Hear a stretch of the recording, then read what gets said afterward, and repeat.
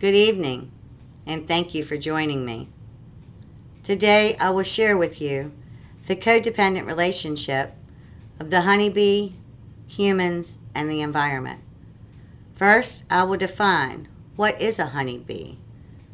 Next, I will discuss its purpose. And finally, I will explain the effect of this tiny insect on our environment.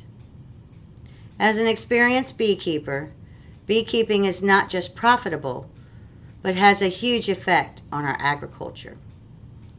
So exactly what is a honeybee? A honeybee is a small flying insect with a stinger in its tail, often misunderstood as aggressive and a nuisance because of other bee species. Believe it or not, the honeybee is so docile you can even pet them. They live in colonies called hives. These hives can consist of 50 to 80,000 bees, with each bee having their own defined responsibility. Like worker bees are all female, and drones are all male. The queen bee will fly as high as she can fly, and the top 10 or 12 males who can fly the highest will be her breeder males. The queen bee will only breed once in her lifetime, but will produce 2,000 eggs a day. Honey is a sticky sweet byproduct of the bee. With a lifespan of only 40 days, it's easy to understand why the honeybee will only produce 1/12 of a tablespoon of honey in their lifetime. This honey can be harvested for human consumption. However, care should be given, as this is the bee's only food source during the winter months. Wax is also a bee product. This secretion is used by the bee to build honeycomb. Honeycomb is the hectagon-shaped pods they use to store their food and the eggs. The purpose of the honeybee has many facets. Humans have used the honeybee products in our lives for centuries.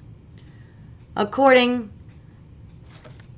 to Sonberg 2015, approximately 1/3 of all food Americans eat is directly or indirectly derived from bees. Like honey, we use as a simple sugar sweetener. It has vitamins, minerals, and enzymes. It is even believed to have many health benefits and to be a natural cure for many diseases.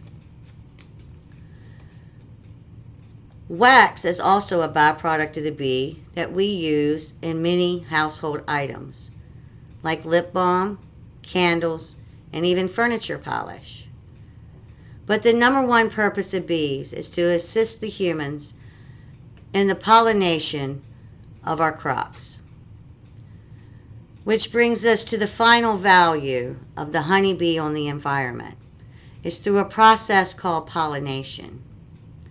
As the bee travels from vegetation to vegetation and from flower to flower, it carries with it this pollen that helps rejuvenate and stimulate growth of our crops. According to United States Department of Agriculture Secretary Tom Vilsack, 2014, American agriculture relies on having a healthy bee population.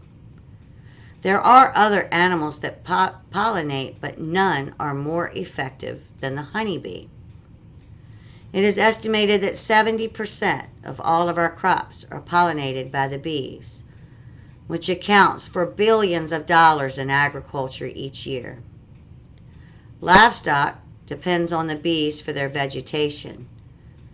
Man relies on the vegetation and the animals we use for meat.